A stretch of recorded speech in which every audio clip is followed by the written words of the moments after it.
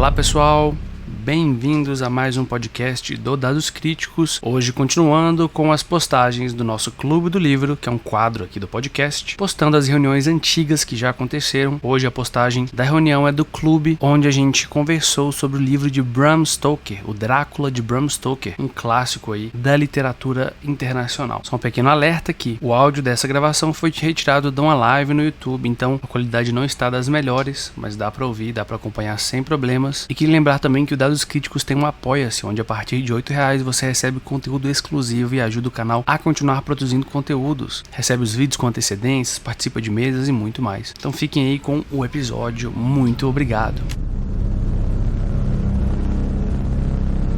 Boas-vindas, galera, a mais um episódio do podcast do Dados Críticos, mais um episódio do Clube do Livro, para que a gente discuta um livro aqui que a gente está lendo por mês na nossa comunidade aqui do Discord. E o livro desse mês foi o grandioso Drácula de Bram Stoker.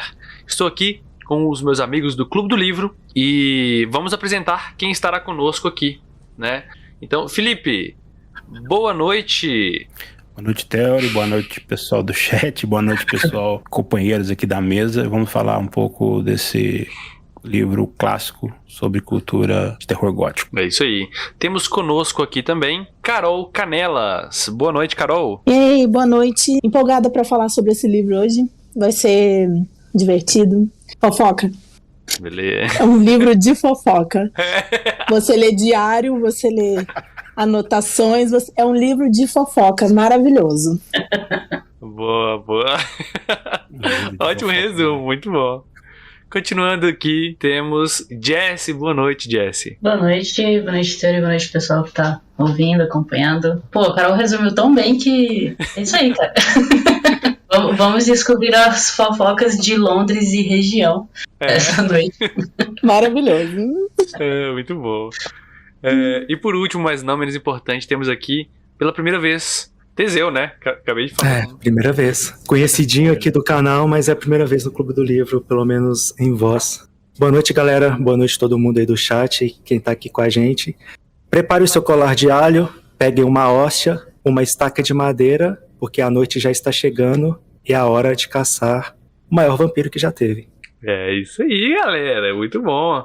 Então, eu vou passar a palavra pro Felipe, que hoje ele vai ser o nosso mediador, né, nessa reunião. A gente vai seguir essa ordem rotativa de mediadores a cada episódio, beleza?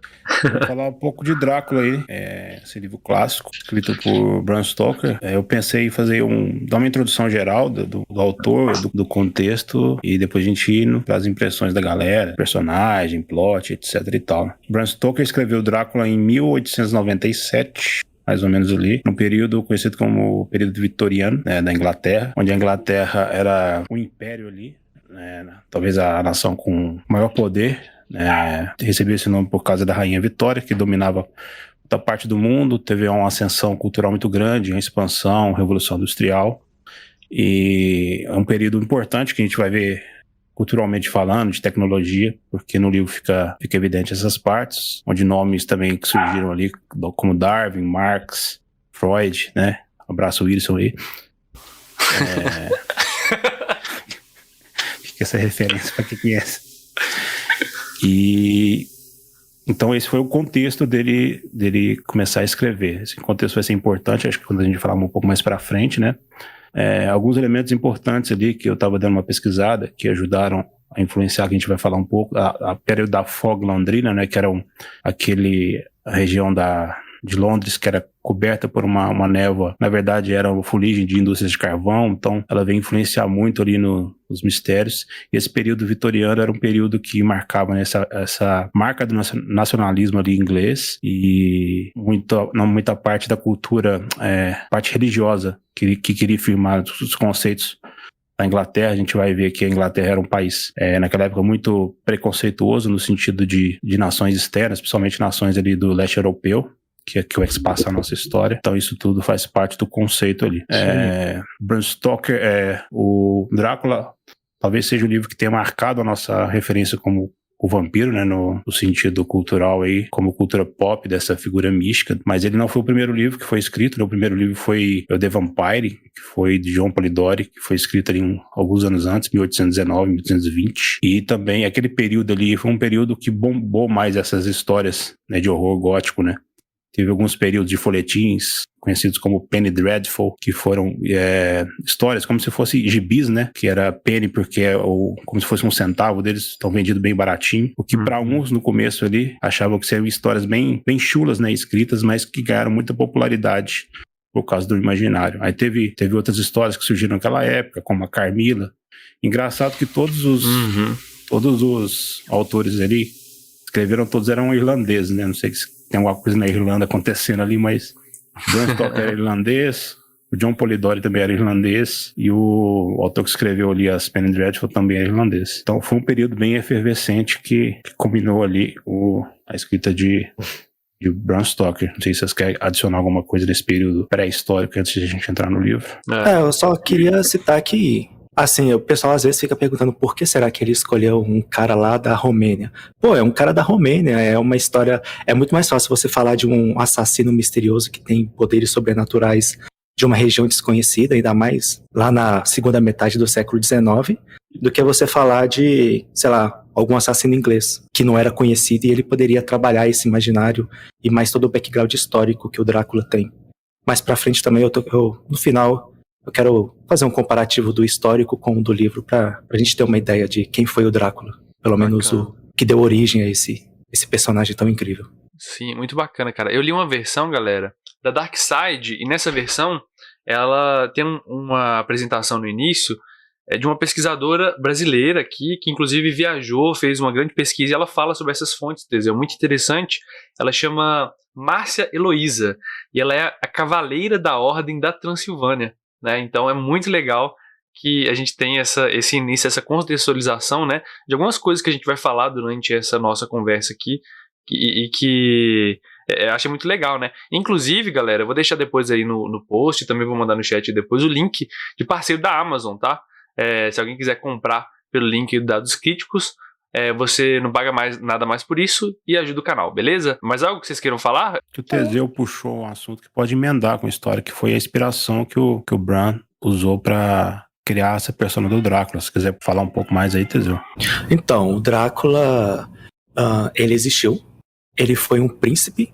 Na verdade, o título dele era de Vovoide, que traduzindo seria um conde, mas os poderes dele eram mais os poderes militares, ele era mais um título de general do que um título de estado mesmo.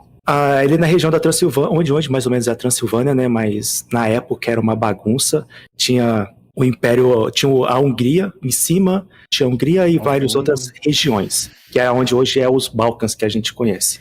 E o Vlad, ele era filho do Vlad II, ele é o Vlad III, o nome dele é Vlad Dracúlia, que quer dizer filho do dragão. E o pai dele era o Vlad II, ou Vlad Dracu, que é dragão. Ele tem esse nome porque ele fazia parte de uma ordem de cavaleiros em homenagem a São Jorge. Foi essa ordem, a Ordem do Dragão, ela foi criada pelo imperador Sigismundo, que era rei da Hungria e era imperador do Sacro Império Romano Germânico. Foi um dos maiores impérios que a gente já teve assim, na região europeia. Ele criou isso em homenagem à Ordem de São Jorge, e a Ordem do Dragão ela era composta de 24 nobres. E o pai do Vlad II, chamava Micéa, foi o primeiro a entrar nessa ordem. E o Vlad II, ele entrou depois nessa ordem. E a bagunça começa aí. Porque a Transilvânia, né, que ela faz parte do Ducado da Valáquia, que essa era realmente as terras que o Drácula tinha como posse, ele era rei da Valáquia. O castelo dele ficava na região onde hoje é a Transilvânia, que fazia parte da Valáquia. E uma curiosidade, o castelo dele chama Castelo de Bran, com N, e o autor chama Bran com M. Olha aí, hein? Você vê como que a vida é. Verdade. Sim. Ele era vassalo da Hungria, e a Hungria era cristão ocidental, né? É um reino cristão, mas ele pagava tributos para os otomanos. Então, assim, ele estava entre os manos e os otomanos. E ainda tinha a mina na história ainda. Cara, a piada veio pronta, né, mano? A piada veio pronta. Assim, eu não vou entrar em muitos detalhes, porque ele foi príncipe ou vovoide durante 3 vezes. Ele foi deposto algumas vezes, aí às vezes ele estava do lado dos otomanos para tomar o poder, às vezes ele estava do lado da Hungria, mas acho que a coisa que ele ficou mais famosa foi na terceira vez que ele tomou posse, ele estava lutando contra os turcos, então ele estava tendo o apoio da Hungria, e quando ele tomou posse, todas as pessoas que ele não poderia vender como escravo, ele empalou elas e colocou no caminho até o castelo dele, falando que aquela região agora é dele e quem tentar tomar dele vai ser empalado. A empalação ela começou a ser usada pelos hunos, mas ela era uma forma de punição tão pesada quanto a crucificação que foi usada pelos romanos. Talvez até mais, mas não cabe a gente discutir isso. Mas o geral é isso, galera. Aí depois ele perdeu, ele foi decapitado, a cabeça dele ficou durante 2 anos na Constantinopla. É engraçado porque quando ele perdeu... Engraçado não, né? Mas ele foi derrotado e eles não empalaram ele. Então, assim, um cara que é conhecido por ser o empalador, quando morreu não foi empalado. Sim. Mas aí a gente fica como que um lorde de terras que foi tão psicótico assim, né, por empalar as pessoas. Tem várias lendas dele, que ele bebia sangue das pessoas. Sim. E outras coisas que a gente pode conversar depois. Como que esse cara virou um herói, digamos assim. A gente sabe que durante o período do romantismo, principalmente quando os países estavam tentando pegar sua independência, eles pegavam alguém de contexto histórico e fazer essa pessoa se tornar um herói como símbolo da independência. Como o nacionalismo, né, cara, também. O nacionalismo. Igual aqui a gente tem o Tiradentes, que é aqui de Minas Gerais. Uhum. A gente sabe que o Barata, que realmente era o cara que deveria ter sido considerado herói, mas o Tiradentes tinha uma história mais comovente e tudo mais. O Drácula é a mesma coisa. Como ele foi tão pesado assim a luta dele contra os otomanos e a Romênia estava tentando ser independente dos turcos, acabou que eles colocaram ele como o herói, porque ele era o cara que ele lutava de igual poder contra os turcos. Da mesma forma que os turcos eram pesados e faziam torturas e tudo mais com os povos romenos, o Drácula fazia a mesma coisa com ele. Então eles trouxeram esse lado dele de empalador como assim um herói que usou da mesma moeda contra os carrascos que não queriam deixar ele ser independentes. Uhum. Aí assim que ele ficou mais conhecido, e provavelmente foi disso que o Bram Stoker deve ter começado a escutar dele, que foi ele também no final do século XIX. O interessante, né, que nessa apresentação que a Márcia faz, né, que é a tradutora do livro também, né, não comentei na hora, mas ela fala um pouco disso, né, que nas viagens que ela fez até a própria área ali da Transilvânia, essa ideia de mitológica que a gente tem do Drácula, dessa figura, é muito diferente da visão histórica que muitas das pessoas ali têm, né, porque pra gente chega, né, como essa figura muito, muito influenciada pela mídia e tal. Para eles é algo... como um produto, né? Isso, exato. Exatamente. Para eles lá, tipo assim, é algo histórico e para muitos ali, inclusive, tem um certo respeito, né, por essa figura, porque se consideram, de certa forma, entre aspas, descendentes e, portanto, libertados, de certa forma, da opressão que aquele povo sofria, né? Exato. Então, muito interessante ver isso, né? A tradutora viajou até Romênia e o autor não, hein? Eita! Polêmica. A época, esse Felipe... Então, vamos começar a levantar a bandeira aqui? Tinha autor, tinha tradutora? Tá certo, gente. Inclusive, até hoje, a Romênia e a Hungria brigam para ver quem tem direitos da Transilvânia. Uhum. A Transilvânia, ela é da Romênia, assim, no papel, mas no... eu esqueci o nome que dá agora. Na sala da ONU, lá da Hungria, eles têm a bandeira da Transilvânia como se fosse território deles. Uhum. Então, ele tem essa disputa. Não, mas virou um lugar também muito turístico, né? Essas lendas e tudo isso, esse quesito histórico, ele atrai muitas pessoas, né? Esse turismo histórico até o local, até um pouco dessas pessoas que conheceram pelo livro, né? Porque o livro ele foi escrito no final ali da década do século XIX, né? Então, no finalzinho ali. Isso, então, assim, muita gente ficou conhecendo aquela área exatamente pelo livro, e aí vai lá para querer ver aquelas terras, né, que se citam, se tem realmente aquele castelo, como é que aquelas montanhas que ele descreve bem no livro e tal. E isso que o Felipe falou é muito interessante, né? Porque diz um pouco, eu não sei, né? Pelo menos para mim, diz um pouco de como também era a mentalidade da época, sabe? Dos ingleses, né? Tipo, não tipo nesse sentido de nós somos os evoluídos, sabe? Tinha muito disso nessa época vitoriana, sabe? Deles fazerem, por exemplo, se considerarem... o darwinismo surge mais ou menos nessa época também, e o que acontece é que tem um negócio que chama darwinismo social, né, que é a tentativa de aplicar o darwinismo da biologia na sociedade, né, de certa forma, e pensar assim, olha, já que a Inglaterra está conseguindo se industrializar e tudo mais, nós somos o ápice da evolução humana como sociedade. Então essas outras sociedades aqui, como tribos e outras coisas, a gente vai levar para eles a nossa evolução. Vejam só, a gente está fazendo um favor para eles ao colonizá-los e tudo mais, e apagar deles essas culturas, entre aspas, tá, galera? Que estão atrasadas, sabe? Então, diz muito, né? Tipo assim, eu vou falar sobre aquele povo ali, mas tipo assim...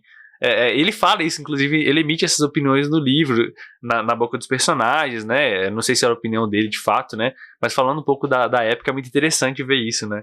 Essa questão cultural da época, né? Sim, de colocar o outro como o exótico, o diferente, estrangeiro. Exato. Tem reflexo disso até hoje na sociedade, para falar a verdade, né? Exato. Mas numa certeza. proporção definitivamente bem menor. Tem um Brexit aí, não vou entrar em contato. Trabalhar no livro, assim, a Transilvânia é uma floresta, né? O nome mesmo, Transilvânia, quer dizer floresta, né? Ele vem, acho que do alemão Siebenbürgen, ou algo assim, eu não sei pronunciar alemão tão bem, que é tipo entre a floresta, ou dentro da floresta. Lá a região é uma floresta bem assim, então... Além da floresta, junta todo esse mistério, assim, que já tinha com um cara que só anda à noite... É uma região que tem névoas e tudo mais. Que Drácula, né, é filho do dragão, o Draco, né, significa dragão, e o A significa posterior, fica filho, então fica Drácula, ou seja, filho do dragão. O A junto forma o nome da criança. Isso. É tipo Drácula, se fosse Dracoson, né, se fosse uma... se fosse nórdico, né. Isso. No romeno é Dracúlia, D-R-A-K-U-L, provavelmente Y-A, aí... Só que aqui essa romanização vai vindo pro nosso lado mais ocidental, pro lado mais inglês, né, mais céltico, aí fica Drácula. E também é mais sonoro, né, pra falar inglês, né, Drácula. E, tipo assim, outra coisa interessante, né, que vai aparecer no livro também, é que essa região também é uma região muito, até o nome, né, da própria Romênia, ali é a região de um povo conhecido como povo romani, né, que se expandiu bastante durante toda a Europa e por todo o mundo, né, depois disso, que são conhecidos vulgarmente aí, né, como ciganos, povo cigano e tal, que é o povo romani, né, e eles inclusive aparecem em determinadas passagens ali no livro, né, com a pitadinha, né, dessa questão também, né, de a visão que se tinha desse povo, né, colocado ali. Mas uma coisa que é interessante pensar, viu, galera? O livro, isso é uma reflexão que eu sempre faço, né? Eu acho que uma obra interessante, ela é interessante quando ela olha para o seu mundo, ela faz uma reflexão sobre aquela realidade, de forma que a gente consiga também olhar para aquilo e fazer uma reflexão sobre a nossa realidade hoje em dia, né? E tem vários conceitos que eram tidos como padrão naquela época, que se a gente for olhar hoje, a gente já ultrapassou esses conceitos aí, preconceitos que existiam, né? Muitas vezes até falsamente justificados na ciência. Então, você tinha na época, né?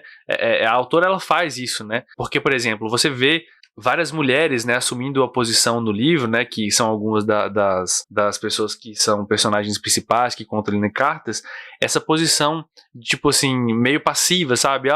Vamos deixar os homens resolver, sabe? Isso acontece muitas vezes. Não é que entender isso hoje, né, é problemático sim, mas entender hoje que eles estavam sendo machistas na época é uma coisa um pouco delicada, né, porque a obra fala de seu tempo, né? É lógico que a gente tem que olhar e a gente tem que entender que isso está ultrapassado de toda forma, né? Mas esperar que isso fosse feito de uma forma muito diferente também um anacronismo seria isso, né? Porque, por exemplo, apesar de tudo isso, das mulheres ocuparem essa posição passiva, a gente vai ver a senhorita Mina, né, sendo uma figura super importante nesse livro. É ela que reúne tudo, né? É ela que junta todas as pessoas ali em torno dessa busca incessante pela destruição ali do Draco, ela que vai catalogar, né? Isso pra época era impensável, né? Tipo assim, você pensar, e assim, é até caricato às vezes que ele fala, olha, tamanha criatura majestosa, senhorita Mina, não sei o quê. São uma mulher como musas, né? As musas lá dos... Sim. dos gregos, todo mundo tá fazendo porque ama ela, a beleza dela. Tem até uma hora que ele fala que ela é uma mulher com mentalidade de homem, porque ela pensa, ela critica. Chega a arrepiar os pelos da nuca. Exatamente, mas ele tenta ajudar, colocar a mulher, mas colocar ela pra ela ser inteligente, ela tem que ter a mente de um homem, né? Então, Exato. Sim. tem esse lado, né? Mas é bem como o Túlio falou, né? É uma questão da época. Entender que é uma questão da época mesmo. Vamos passar pra história, então. Bora. Carol, você quer fazer um breve resumo do que se trata o livro, já que você deu essa descrição perfeita de que seria uma fofoca. De fofoca. É um conjunto de fofocas. Um resumão geral, tipo assim, pra galera que nunca leu o livro meio que perceber o que é história e tal. Eu posso tentar, vocês me ajudam. Na verdade, eu vou começar com a minha geral, assim, porque para início de conversa eu não esperava que o livro fosse assim. Eu não sei exatamente o que eu esperava dele, mas eu esperava que ele fosse completamente diferente. É uma leitura fácil, você fica curioso mesmo, porque é que nem eu tava falando esses dias, acho que foi contigo mesmo, né, Tesão? Parece que encontraram uma caixa cheia de cartas das pessoas e que a gente tá lendo um grande conjunto de fofocas. Por isso que eu falei, era um conjunto de fofocas. E é muito legal porque ele acompanha inicialmente a vida o registro do Jonathan Harker, que estava indo visitar um cliente, na verdade, por causa de uma questão do trabalho dele. Já no caminho vai mostrando como é que é a relação das pessoas com esse cliente que ele ainda não conhece, com a cultura das pessoas no local, que elas têm umas superstições muito fortes e que todos ficam, nossa, você não pode ir lá nessa noite específica, porque tinha alguma questão que agora eu não me lembro muito bem. Mas basicamente a história gira em torno disso, do relato dele e da relação das pessoas com essa história central, que é a do Drácula, que está tentando fazer o caminho dele para mudar para Londres, e aí essas pessoas passam por ele de alguma forma. O Jonathan é o primeiro a ter o contato, ele registra isso nos diários dele. Quando ele consegue escapar, porque ele se sente prisioneiro ali, se descobre prisioneiro ali, ele tenta escapar, e mais adiante a Mina, que era noiva dele na época, quando eles se reencontram, ela descobre o que aconteceu. E isso liga com outras histórias que ela estava vivendo com a amiga dela, que é a Lucy, se eu não me engano. E a história da Lucy ligava com os outros personagens. A Lucy é bem jovem, né? Não sei se eu tive essa impressão, tipo assim, ela devia ter menos de 18 anos. 20 anos. Ela 20 tem, anos, se não me engano, é 20 anos. Uhum. Ela fala em algum momento que ela diz alguma coisa assim, eu nem fiz 20 anos ainda, eu acabei de fazer 20 anos, ela comenta em uma das cartas pra mim. Ah, tá, beleza. Eu tive essa impressão. Ou é a mina que tem 20 e ela tem 18, agora você me confundiu, Teori. Elas são jovens, né? Mas de qualquer forma, elas já, assim, pra época, já a Luz também recebe os pedidos de casamento, né? Tem toda essa parada aí. Isso, no mesmo dia, ela escreve muito emocionada pra mina falando sobre isso. O livro ele tem dois núcleos, né? Depois eles se juntam, né? Que é o Jonathan Harker, igual a Carol falou, que vai pra Valáquia. Ele é um advogado, né? Um estagiário de advogado. Ele vai representando o chefe dele, porque esse cliente dele, esse misterioso Conde Drácula, tá querendo mudar pra Londres, então tá resolvendo a papelada. Então, mas na verdade, ele usa o Jonathan pra pegar informações de Londres. Você vê que ele tem aquele porte de realeza que ele fala com o Jonathan que ele quer chegar na Inglaterra, e quando ele falar inglês não é pra ninguém perceber que ele é um estrangeiro, porque ele quer ser tratado como superior e não como alguém assim que, tipo, alguém distante que fala um inglês sujo, digamos assim. Olha aí aquela questão que eu falei, né? De, tipo assim, o inglês é falado, pronunciado corretamente, sem sotaque, né? Tipo, não. E ele se vê acaba vendo uma situação estranha, começa a ter essas premonições, entre aspas, quando ele chega nas vilas, né? E acaba sendo um prisioneiro lá. Depois tem esse núcleo de cá, que são os outros personagens. Já vou citar eles uma vez aqui, porque eu acho que o pessoal vai citando, que é a Mina, né?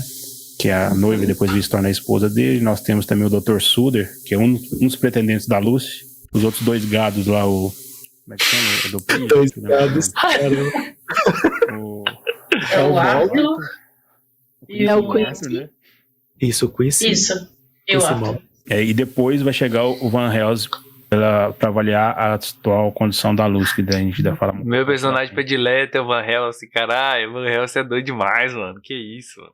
O meu é o louco, que eu esqueci o nome dele agora. Nossa, é verdade. O louco é. O nome dele aqui. Ah, é verdade, o cara do manicômio, é verdade, né, mano? É. Caramba. Nossa, Eu ainda tenho dúvidas Gente. do que ele é, na verdade. Rainfield é o nome dele. Isso, Rainfield. Isso.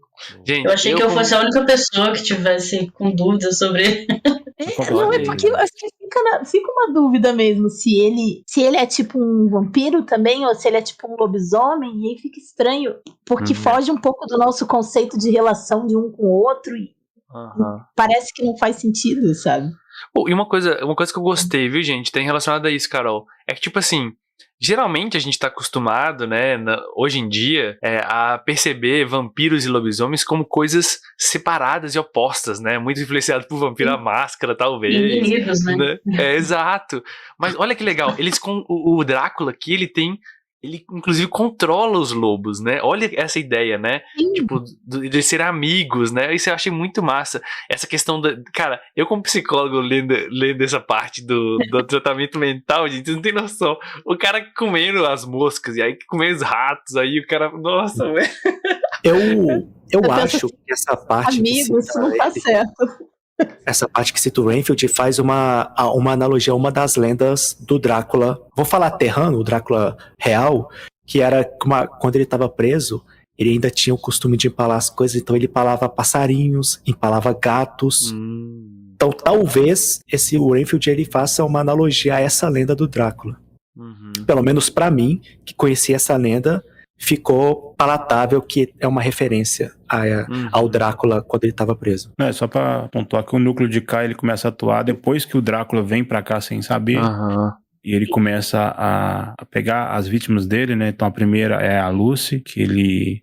Aí começa toda a conotação, né? Que eu achei bacana, que é a parte sexual dos vampiros, na parte de seduzir a vítima, de ficar atiçando ela, de a parte mordendo o pescoço. Eu achei bem forte essa parte. Tem muito a ver também com o que a gente falou do período vitoriano, que era um período muito religioso, que os ingleses eram conhecidos, e até hoje são conhecidos como pragmáticos demais, sexo só por causa de procriação, nada de prazer e tal. E vendo essa figura de fora, externa, trazendo essa visão toda errada, e na visão do Drácula, então ele começa a pegar as vítimas dele. E esses três núcleos, né?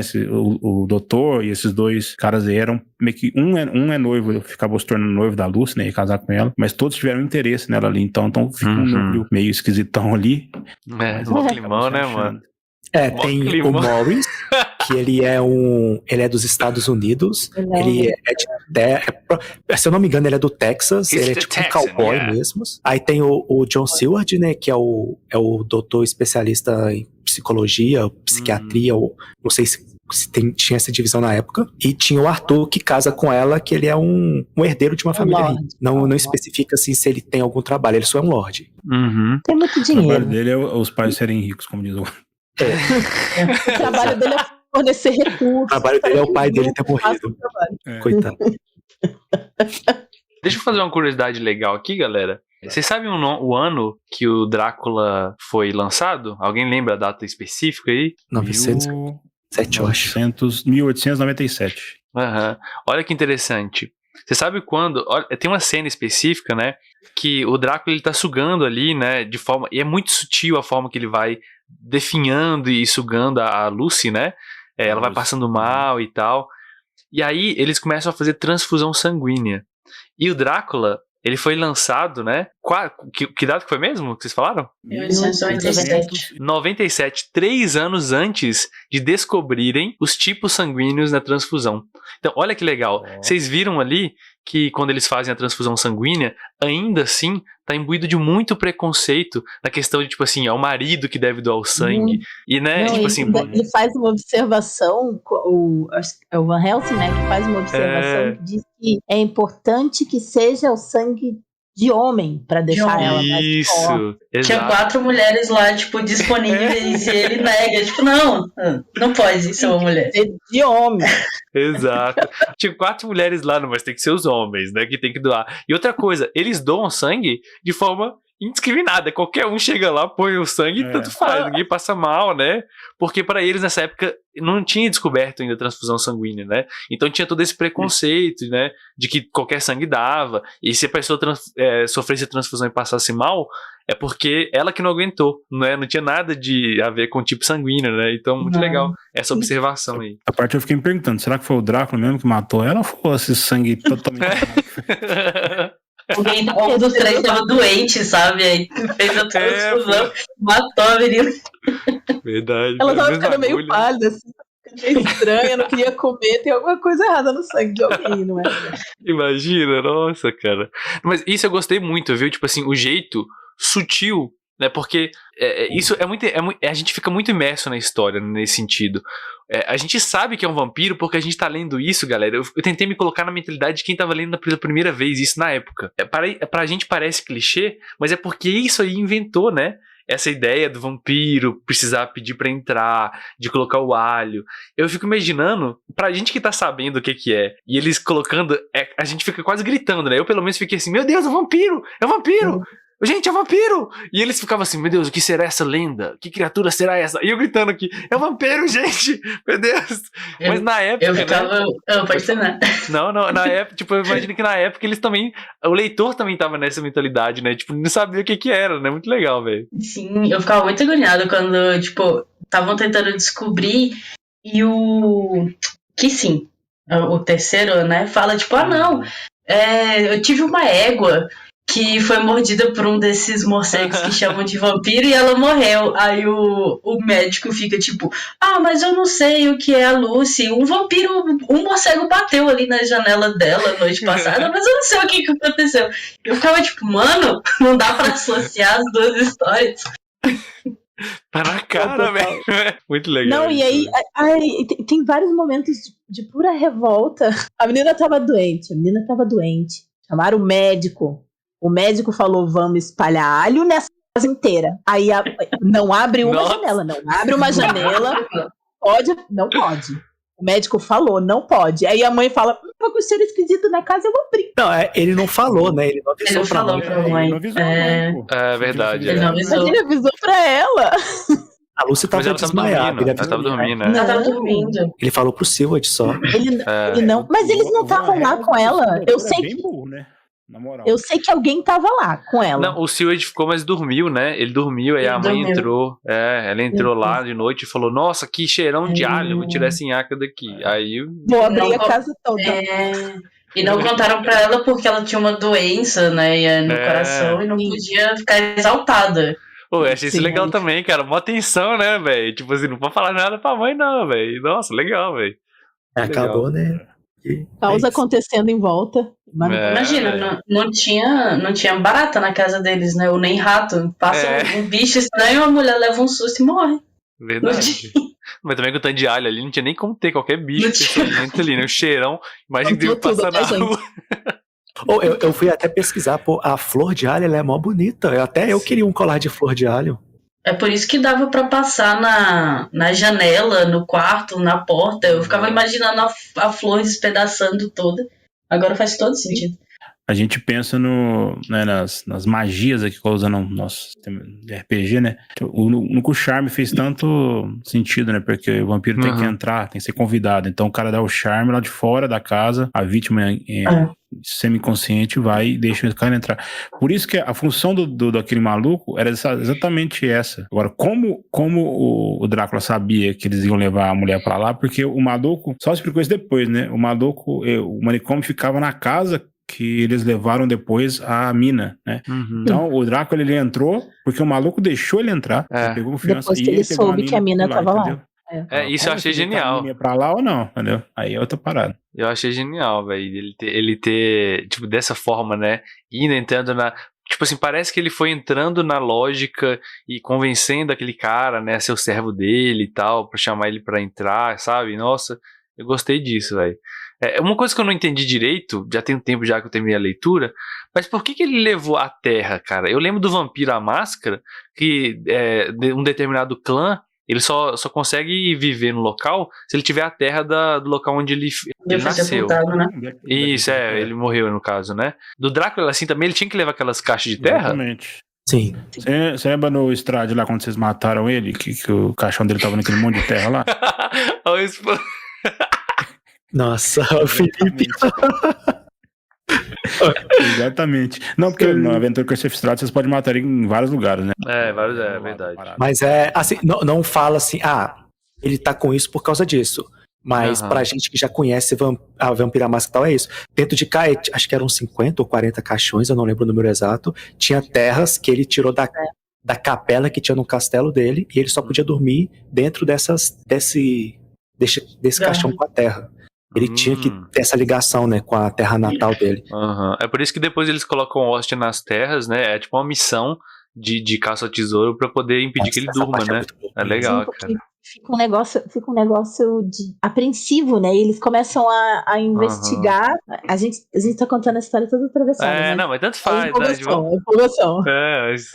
Eles começam a investigar, juntar as informações quando eles finalmente se reúnem, né? Eles juntam as informações que o Jonathan já tinha com as informações que o Van Helsing já tinha e a experiência que os outros três, o Arthur, o John e o Quincy, já tinham também, por causa da questão da Lucy, e aí eles decidem se reunir para enfraquecer o Drácula para conseguirem pegar ele. E por enfraquecer, entende-se encontrar a terra que ele trouxe para Londres. Como é que eles chamavam o processo que eles faziam? Libertação, sei lá. Era alguma coisa que eles faziam de purificação, era alguma coisa que eles faziam assim com a terra. E aí ele não podia voltar mais para aquele lugar. Só que para isso eles precisavam encontrar todas as caixas. E elas estavam separadas, espalhadas por outros lugares, né? Drácula Marando Velho, né? Da quebrada, o que ele fez? Ele trouxe várias caixas com várias terras e comprou várias posses, né? Várias casas para espalhar essas caixas, para que ele pudesse meio que andar, né? Aumentando o território dele de expansão. Assim, como se ele estivesse jogando War e ganhando território, né? Cara, muita aventura de RPG é isso aí, velho. Muita aventura de RPG, velho. Caramba, o que é engraçado, porque o Drácula foi estrategista ao ponto de trazer essa quantidade pra ele se espalhar, mas ao mesmo tempo o Van Helsing toda hora bate na tecla que o Drácula tem uma mente infantil, que é a única justificativa. Acho que o Bram Stoker, ele foi dando essa justificativa pra gente aceitar o final do livro, de humanos derrotarem uma criatura tão incrível assim, tão antiga, tão forte. Mas eu acho que faz sentido, Teseu, porque, tipo assim, imagina, esse cara, ele tá inteligente, vivendo séculos. Ele vai ficar arrogante, cara. Não tem como não ficar, sabe? Tipo assim, ele vai falar assim, velho, são só humanos. É tipo, é como se ele estivesse olhando pra barata, sabe? Tipo assim, é o alimento dele, cara. Então, eu acho que, nesse sentido, faz sentido que essa justificativa do Van Helsing também, né, pro personagem. Ele ter essa certa ingenuidade, né? Porque ele confia muito no poder, né? Aquilo que aconteceu na campanha de Rime, né, que vocês jogaram também, não teve uma parada assim, de que, não lembro qual vilão que ficou muito soberbo, né, e levou paulada por isso. O Império Romano ruiu assim, né, mas, sei lá, eu ainda fico meio com o pé atrás. Mas senão a história também não ia acabar com o final feliz, né, entre aspas, o final feliz. E não é uma coisa muito comum. Eu acredito que na época era menos ainda contar histórias que tivessem finais muito trágicos ou que não tivessem um desfecho satisfatório. Assim, não era comum. Nunca que a Inglaterra ia perder por um monstro da Romênia. Né? Tem esse detalhe também, né? Mas eles fazem de uma forma inteligente, né? A raid deles, né? Quando eles vão destruir os caixões, primeiro eles mapearam todos os caixões, porque eles tinham que destruir tudo na mesma noite, o Drácula não poder esconder outros caixões. Aí eles acharam todos, exceto um, que mais pra frente a gente vai falar, que foi quando ele conseguiu escapar deles, né? Galera, nessa época, que o método de comunicação era muito por carta. Eu tentei me colocar, se fosse hoje em dia, é como se eles a gente tivesse vendo, né, transpondo pra hoje, sei lá, cara, uma live, uma comunicação ali via texto, sabe, WhatsApp ou Telegram, sei lá o que fosse. Mas imagina o quão real deve ter sido, porque, cara, as justificativas que o Bram Stoker fez pra conseguir unir a história e contar o que tava acontecendo pra gente, eu achei algumas geniais, né? Às vezes você percebe que, a pessoa tá contando aquilo, ela nunca contaria aquilo numa carta, mas ela tá contando pra gente ler. Mas tem outras vezes que, por exemplo, a senhorita Mina ser a ligação de tudo, e aí ela vai, tá passando mal, aí chega o Van Helsing, que é amigo do cara, que vai lá e ele descobre. Cara, eu achei muito massa isso, porque você vai tendo a sensação de que você tá ligando as coisas, juntando os pontos junto com eles. Daí você fica, putz, legal demais, cara, muito massa, né?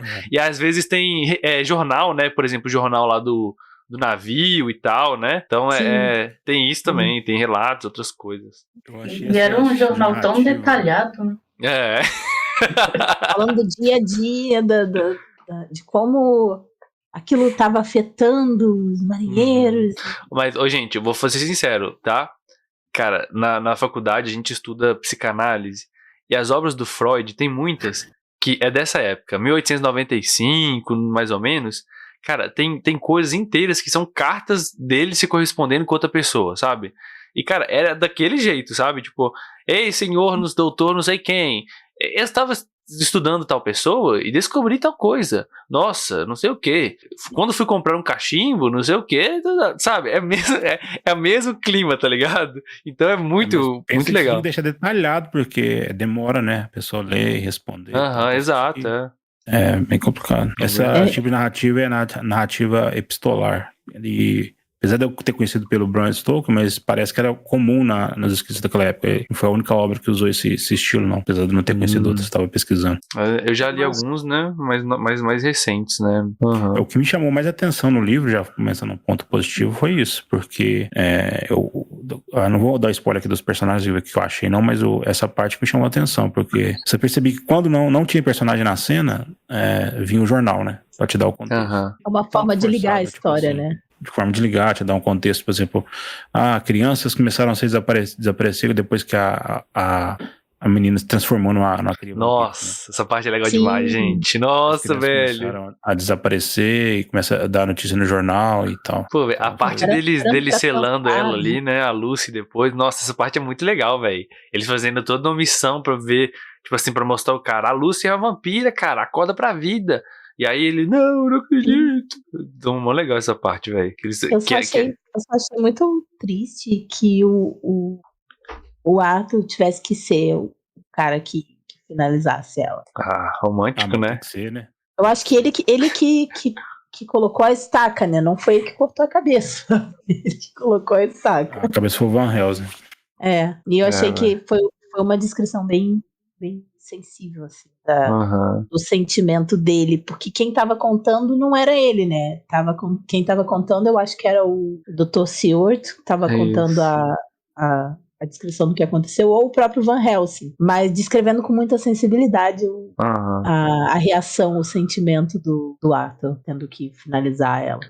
Porque, tipo assim, é muito realmente triste, né? Porque eu pelo menos senti, tipo, que, putz, velho, eles estão tendo que fazer algo horrível, né? É a mesma sensação que eu tive depois, que já tive, não sei se vocês já tiveram lendo obras ou assistindo obras de zumbi, sabe?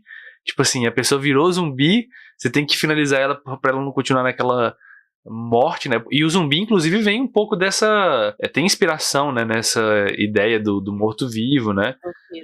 Tipo de, eu vou acabar com o sofrimento dela, mas pra isso tem que fazer algo pior. Nossa, velho, é uma questão moral aí, né? Muito legal. É isso, e sempre coloca conotação religiosa, né? Ela devolver a alma dela pra Deus, porque agora não sei se eles falam de Lúcifer, não sei o que, né?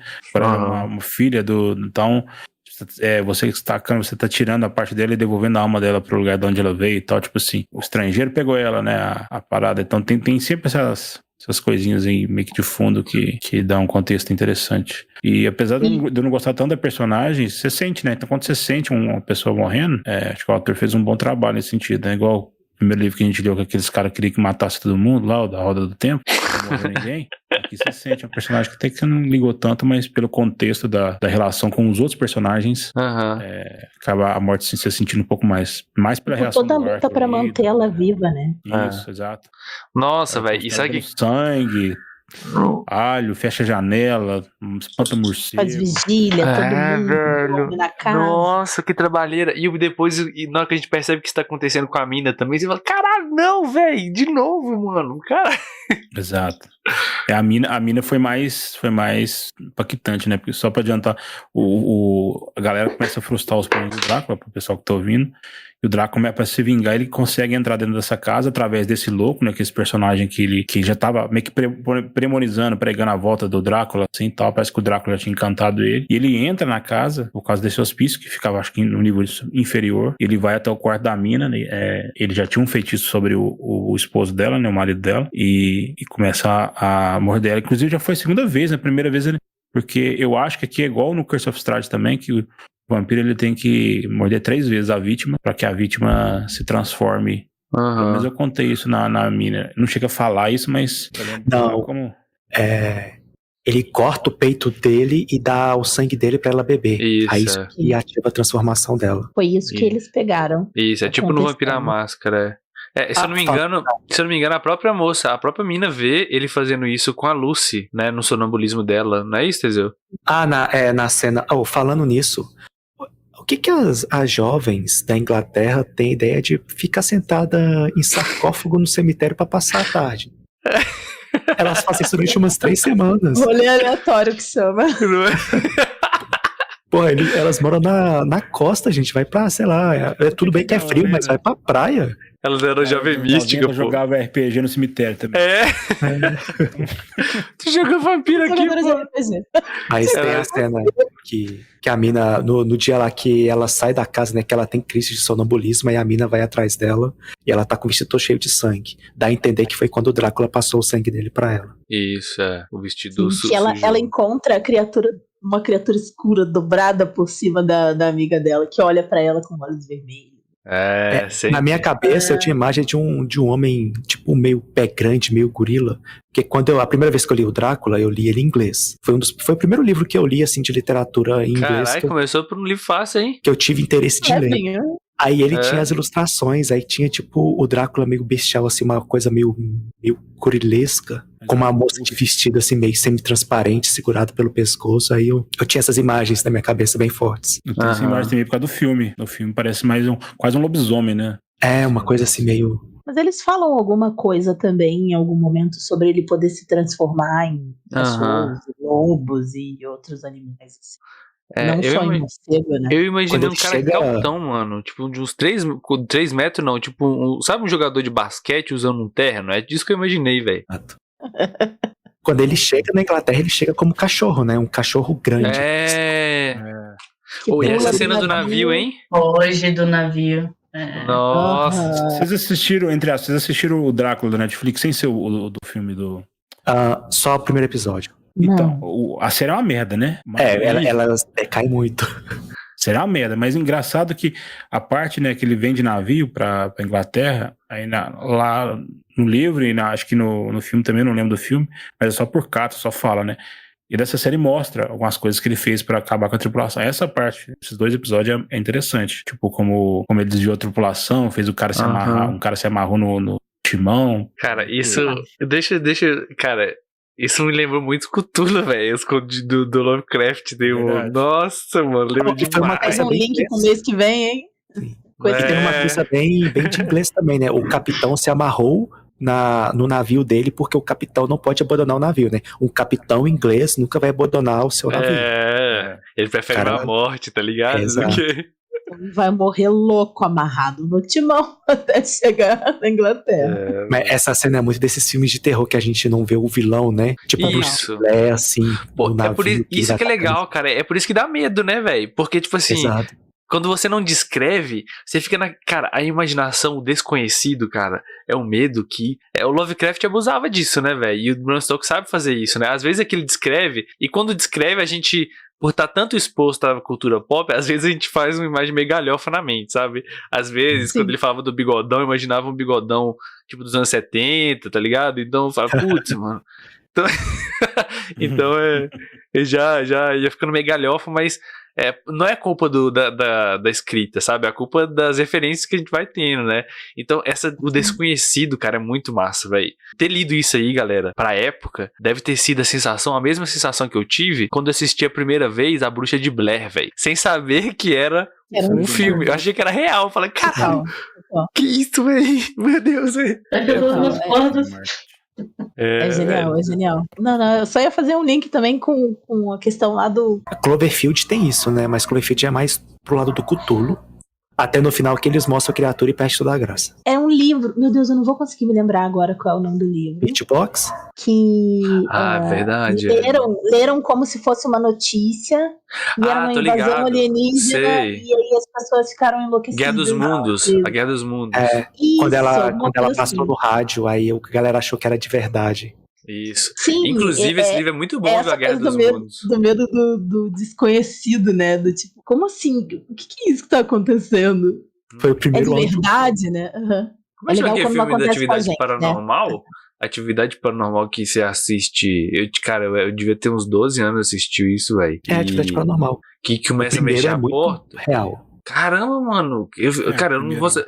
Gente, ó, vou ser sincero, tá? Eu sou cagão demais. Eu não consigo ver nada de terror. Esse livro do Drácula, eu tentei ouvir o audiobook de madrugada antes de dormir, como eu geralmente faço. Eu não consegui, não, porque eu fiquei com medo.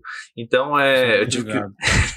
eu tive que ler no ônibus, cara. Eu tenho medo das coisas, velho. Mas a parte de terror é só o comecinho do livro, né? Depois ele dá uma largada, né? Muito bom. Ele começa com um suspense terror, né, do Jonathan, aí ele vai pra uma investigação bem pulp mesmo, e depois ele vai pra aventura pulp, né, que é os caras dando a raidzinha atrás do Drácula, fazendo a artimanha de como vai cercar ele, como o tempo que eles vão que ele vai demorar pra ir embora de barco, e eles vão pela terra. Antes de entrar na parte da investigação e da ação em si, tem a parte Bridgerton, né? As duas bonitas fofocando sobre a vida. É verdade. E os machos. É isso mesmo. Não, e aí, cara, a filhinha deles indo pra fazer a proposta de casamento, e aí, nossa, aí o cara que é texano, ele fala, o Quincy, né, ele fala assim, tudo bem se você já tem outro em seu coração, serei eternamente grato simplesmente ao fato de terem sido sincera comigo, uma parada assim. Eu falei, meu Deus do céu, mano. E se você precisar de um amigo, eu estarei aqui para sempre, minha pequena. Ele fica falando minha pequena, né? Minha pequena, mano, caralho, velho. Eu falei, não, cara, eu senti uma vergonha alheia por ele, mas... Os urubus estão tudo em volta. Eu fico pensando se isso acontecia mesmo, sabe? Ou se não era tipo assim, você tem outro, vamos guerrear. Vou guerrear com eles pelo seu coração. E tipo, não, o Bran deu uma pacificada. Vamos brigar, é verdade, velho. Vocês guerreariam. Eu acho também, vamos fazer cara. um duelo. Antes de pular pro final, que o final a gente acho que vamos falar no final, o que vocês acharam dos personagens em geral?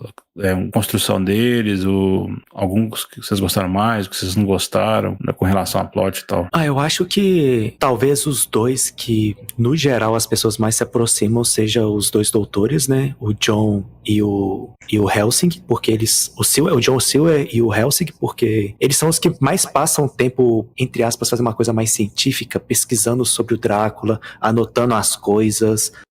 Isso aconteceu no dia tal, eles, sei lá, apresentou a ferida no pescoço, então isso pode ser isso, isso e aquilo. Eles documentam, né, a história. A gente passa mais tempo escutando a cabeça deles. Sim. Sem eles ficarem com frivolidade de falando do dia e tudo mais. Eu gostei, cara. Eu gostei muito da Mina e do John, sabe? Do Hark. Acho que é Harker, né? Porque o John Harker, ele o Jonathan, você vê dela, isso, você vê que ele passa por tudo aquilo, mas o que eu achei legal é que isso modifica ele pro resto do livro. Por mais que ele tente ainda voltar a ser quem ele era, você percebe que ele tá meio quebrado, sabe? Aquilo ali não foi suficiente. No final, ele meio que vira quase um coadjuvante, sabe? Ele fica ali, o que eu faço, sabe? Eu imaginei ele meio apático, sabe? Meio, meu Deus, o que tá acontecendo? Né? Então isso eu gostei bastante. E a Mina, cara, se não fosse ela, esse livro, tipo assim, a ideia que passa é que foi ela que documentou na minha mente, esse livro existe, que a gente tá lendo, né, esses documentos aí, porque ela organizou tudo, né, ela organizou... Ela fofoca. Exato, né, ela que juntou. Fofoqueira É uma parte que junta, a gente leu O Nome do Vento, né, foi discutido aqui há um tempo atrás, e nele tem o cronista que tá contando a história, e o cronista usa de uma técnica para escrever rápido. Ele faz símbolos com sons fonéticos. E a Mina também escreve taquigrafia. Aqui a gente... Estenografia, né? Comunicar com o Jonathan. Isso. Que é a técnica de você fazer símbolos que representam palavras ou sons que você escreve mais rápido pra... Sei lá, se você tá registrando alguma coisa de alguém que tá falando com você, te contando algo. É verdade. Sim, isso é usado em cartório, né? Sim. o Jonathan usa isso pra se comunicar com a mina, porque quando ele tá preso lá com o Drácula, ele tenta se comunicar com ela através dos códigos dele, que ele acredita que o Drácula não vai entender. Só que É legal isso. Legal. Eu tinha uma ex-namorada que a gente conversava por cifra. Tipo cifra de César, essas coisas. Caralho. Então, assim, as nossas cartas, entre aspas, só a gente sabe o que tá escrito. Que a gente tem a palavra-chave. Mas porque é legal brincar disso. Tava quente o namoro. Tá bom. Vocês não valem nada. Por favor, não revele o conteúdo das cartas. Obrigado. Não, era só porque... Eu tô zoando, mano, mas eu teve uma época que eu li que o Da Vinci fazia um diário ao contrário, e aí eu tentei fazer também, né? E fiz um diário durante um maior tempo aqui, ao contrário. Ao contrário, espelhado, né? Ele espelhado. Tirando a mina, eu achei os personagens bem rasinhos, na verdade, cara. Eles foram feitos pra um propósito específico. Sim. E depois não extrapolaram. Acho que foi a mina foi a única que conseguiu sair meio que evoluiu, tá ligado, né? De sair da noiva de ser a noiva do Harker pra virar, apesar dos cientistas, né, terem várias teorias, mas quem descobriu a parada mesmo foi ela que usou a mente dela, o contato que o Drácula tava com ela pra tentar atrair e tal. Nossa, foi muito legal. Eu gostei mais dela. Os outros eu achei o Van Helsing, né, eu tava com expectativa muito grande, porque eu conheci ele só da cultura pop, né? Filme, jogo, o cara pistoleiro, as porra toda aí. E o cara é um doutor que não consegue falar inglês direito. Pô, velho. Que vive na Holanda, mas fala alemão, as palavras alemão. Tá cheio de teoria de vampiro, mas fala assim, eu tenho que confirmar primeiro. Método científico, Felipe. Não. Isso aí eu concordo. A mulher morrendo na sua frente, o cara tá com alho. Olha, espera. Mas imagina, Felipe, você é um médico da medicina, da biologia, um farmacêutico, né, que essas coisas eram todas juntas, né? Você acaba de descobrir que existe uma criatura que ela é imortal, ela se transforma em cachorro, em morcego, em névoa, ela controla sua mente e você não se lembra de ter encontrado com ela. Aí mais pra frente você descobre que ele tem medo de alho, ele não pode entrar na sua casa sem permissão. Sobre as fraquezas. É perigoso, mano, porque se você tiver errado, você morre, imagina. Exato. Você chega na frente do bicho e fala assim, toma um alho! Aí o alho bate na testa do bicho e cai no chão. Não, aí você fica beleza. O cara sabia disso, o que ele fez. Agora ele tá juntando com a galera e falou assim, vocês me chamaram porque vocês sabem que eu sou do ocultismo aqui e tal. Tem essa criatura X que eu não tenho certeza ainda, tô confirmando. Mas ela age dessa forma. Não, mas... Dobrar a vigia na parada. Tipo, se o cara não comentou com ninguém, tá ligado? É verdade, isso é verdade. Mas ele não era do ocultismo, não. Acho que ele só tinha a cabeça mais aberta pra aceitar coisas fora da ciência cartesiana, digamos assim. Mano, é tipo a gente hoje descobrir que, tipo que assim... a Terra é plana. Não, que o ET Bilu é real. E ele tá entre nós. Ele tá, tipo, na cidade. Caralho, velho, seria uma descoberta... Caralho, eu ficaria, meu Deus. Eu no lugar do doutor... Com o doutor, porque o doutor foi aluno dele. Então, tipo, o doutor aluno conhece ele como professor. Pelo menos pra ele tinha que ter contado, eu achei. É verdade, Mas você viu que quando ele contou, o Silver não acreditou? Ele ficou tipo... Ele literalmente foi o professor, ele falou, ela tá com o pescoço machucado, não sei o que, não sei o que. O que você pensa disso? Qual é a sua hipótese sobre isso? Tipo, ele fica tentando fazer ele chegar na conclusão sem ele ter que contar. Não, mas tem uma parte que ele fala isso. Exatamente antes deles matarem, fazer aquele cerco lá na Lucy morta, ele fala assim, olha, imagino como tá sendo impactante pra eles verem isso, né? Porque a gente tá abrindo um caixão da moça que foi enterrada aí uma semana atrás, tipo assim, velho, se pra ele que tem todos esses indícios já tá sendo, tipo assim, meu Deus, não tô acreditando que você tá fazendo isso. Imagina pra alguém que nunca tinha, sabe? Tipo, que não era cientista, que não tava tendo indício de nada e tal. Então, sei lá, cara. A gente vê na reação do Arthur, né? Que o Arthur quase parte pra cima do Van Helsing. Eu acho que o Seward que segura ele. Seward, sei lá. O John. Joãozinho, né? João é ótimo, Mas é isso. Mas não tinha muito, não. Eu, tipo, a mina... O John melhora um pouco no final. Eu achei ele meio placebo até que ele vê que a mina dele tá prestes a morrer. E o Drácula eu não considero nem ele um personagem, né? Porque ele some em uns momentos, né? Depois ele fica, acho que ele vira mais um trama da parada. A gente quase que só sabe dele lá na conversa dele com o Jonathan, né? Depois tem uma falazinha ou outra, mas é mais... eu tô aqui, tá, gente? Eu não gosto de vocês, eu tô indo embora, mas eu vou pegar vocês amanhã. É tipo isso. Vou jantar vocês. É tipo aquela coisa que movimenta, né? Totalmente diferente do filme. O filme, ele é totalmente ativo, parado e tal. É tipo o Gary Oldman MacGuffin, também é né? um ator incrível, né? O livro, o filme tem todo aquele romance, né, da esposa dele que morreu e a mina é essa esposa, a encarnação dessa esposa ou algo assim. E no livro não tem nada disso. No livro ele é totalmente caótico. Sim. Ele é tipo caótico mal, né? E no filme ele é meio que um leal e mal, talvez. Não, por ter jogado Strade, por ter ouvido as lendas do Drácula de outras formas, eu achei que essa coisa da reencarnação era canônico, era tipo, vinha daqui, né? Eu me surpreendi quando não tinha, né? Porque o Strade, velho, a gente até zoava, né, Felipe? Que o Strade era o gado da parada, né? Porque, porra, velho, ficava atrás daquela mulher o tempo inteiro. Meu Deus, velho, não! Sabe? Essa coisa mais apaixonada começou a vir com a entrevista com o vampiro, né? Na época da Anne, né? Que o vampiro ficou essa coisa bem mais sedutora, né? Mais sedutora, bem mais sedutora do que o Drácula é, né? O Drácula ainda é tratado como um animal, digamos assim. É um bicho, né?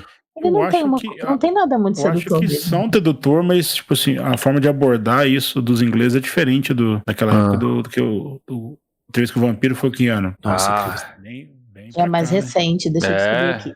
É do século passado. O Drácula do século retrasado. Entrevista com o vampiro deve ser 50 e poucos. Na verdade, eu concordo bastante com o que o Felipe falou. Tipo, você vê os personagens sendo introduzidos ali, você espera que tenha... Sei lá, eu pelo menos esperei que tivesse um certo desenvolvimento como o do Jonathan mesmo. Na verdade, primeiro eu fiquei um pouco assim, tipo, quando o Jonathan começa a sumir, eu fico tipo, mas tá no início do livro, sabe? E aí eu esperava que, sei lá, tivesse um desenvolvimento parecido, mas eu gostei. Eu acho que eu não gostei de nenhum específico, assim, tipo, esse personagem aqui, sabe, a ponto de levantar a bandeira, a não ser também a mina. E eu tenho um comentário, na verdade, sobre essa questão do Van Helsing. Eu fui pegar aqui, eu não sei se na versão que vocês leram, tinha aquele capítulo inicial, o convidado do Drácula, que ele foi inserido depois. Não. Acho que o meu não tinha, não. Não, poxa!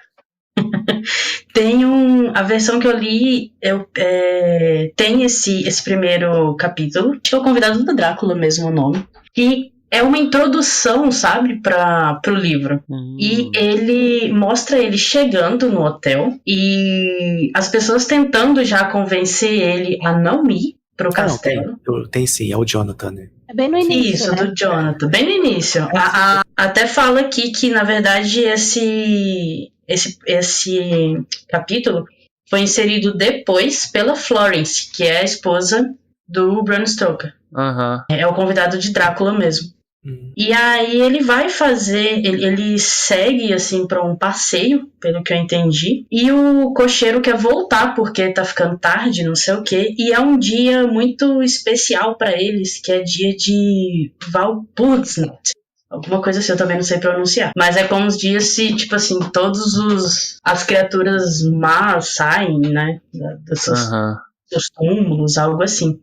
E o Jonathan fala uma coisa tipo assim, isso não significa nada pros ingleses. E aí ele já começa essa forma de tratar os estrangeiros como se, tipo assim, eles tivessem esse conhecimento muito diferente dos ingleses, muito místico, e os ingleses fossem mais racionais, digamos assim. E aí, talvez, essa entrada, o fato do Van Helsing ser um estrangeiro, se justifique por isso, sabe? Tipo assim, ele tem, de certa forma, uma mente diferente dos ingleses, e ele conseguiria entender esse mistério antes dos ingleses, sabe? Caramba. Pelo menos eu entendi isso. Nossa, genial, verdade, né? Porque o inglês nunca... Verdade, o inglês nunca aceitaria essa crença. Tipo isso, né? Por isso que ele tem que ser... Nossa, é verdade. Que eu vi uma resenha de outro canal aqui, que a mulher fala que o Van Helsing e o outro cara que é inglês, eles estão no grupinho dos heróis porque eles são dos países que aceitaram a Inglaterra como, né, que nessa época ainda os Estados Unidos e a Holanda. Então, por isso que eles têm esse papel mais do que... Eles são de fora, né? A Holanda é um pouco mais desenvolvida e tal.